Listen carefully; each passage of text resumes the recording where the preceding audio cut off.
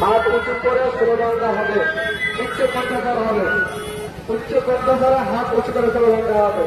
বাংলা ভালোর মুক্ত হবে, বাংলা ভালোর মুক্ত হবে,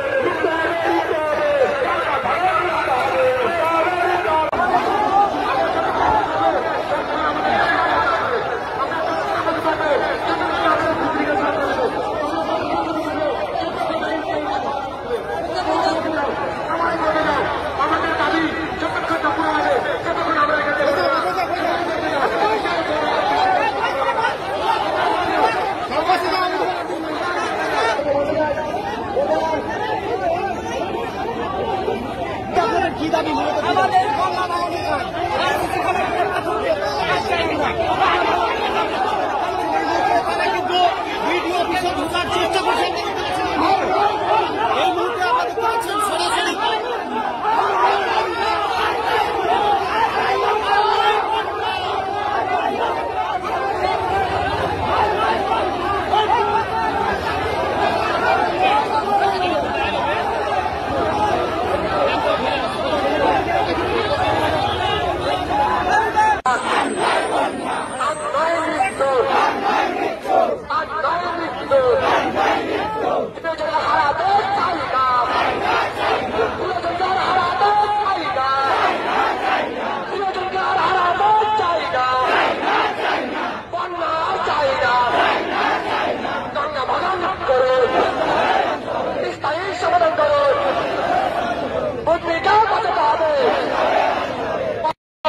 আমি কিন্তু আপনাদের আন্দোলনে গেছি এবং এই আন্দোলন আমরা কথা দিয়েছি বা এখানে যারা ছাত্র রয়েছে তারাও পুলিশ প্রশাসনকে একটা আস্থা দিয়েছে যে আমরা আইনের সামনে যাবো না, আইন যেভাবে আন্দোলন করার আমাদের শক্তি দিয়েছে বা যেভাবে আইনের বিরুদ্ধে আন্দোলন করার যে ক্ষমতা দিয়েছে সেভাবে আমাদের ছাত্র সমাজ এবং যুব সমাজ বা বন্দি সমাজ বা মালদা জেলার মোতামপুর হোক বা যেসব এলাকা সাংস্কৃতিক এলাকা তাদের আন্দোলন আজকে আওয়াজ আমরা তুলেছিলাম এবং আমাদের আওয়াজ দুই সরকারের কাছে আমরা পৌঁছে দিতে পারছি। এটা পুলিশ জানায় ছাত্র আন্দোলনকে এবং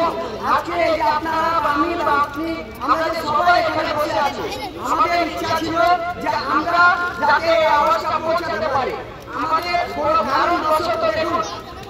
আমরা এসেছি একটা সাফল্যের জন্য এসেছি, তো আমাদের এটা প্রথম প্রাথমিক লড়াই আন্দোলনে এই গঙ্গা ভাঙন কিভাবে প্রতিরোধ করা হয় তার জন্য আমাদের আওয়াজ। তো আমরা আমাদের প্রাথমিক আওয়াজটা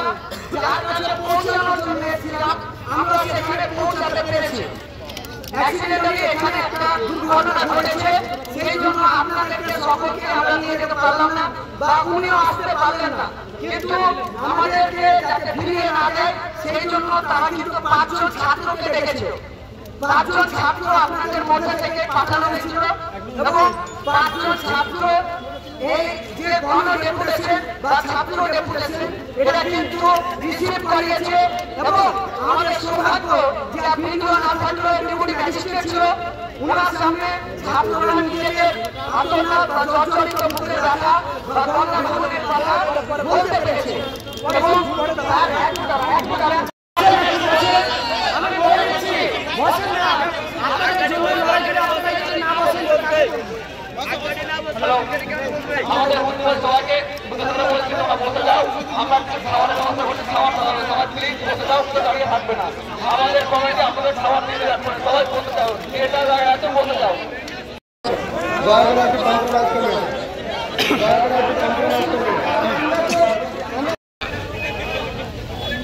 প্রত্যেকটা ভলেন্টিয়ারকে অনুরোধ করা হচ্ছে, ব্রিজ হয়েছে সেই সংবিধানের নিয়ম অনুসারে কি আছে সেটা ভক্তির গঙ্গা রক্ষা আর স্থায়ীবাদ বিজ্ঞানের মধ্যে আমাদের আরো জানাতে চাই যে এই স্থায়ীবাদ যদি না রক্ষা হয় আমাদের এই আন্দোলন ছোট হবে না, ধীরে ধীরে যদি বড় হয়ে যায় আপনারা কি করবেন আপনারা এই ভাববেন। এই বলে আর বক্তব্য শেষ করছি।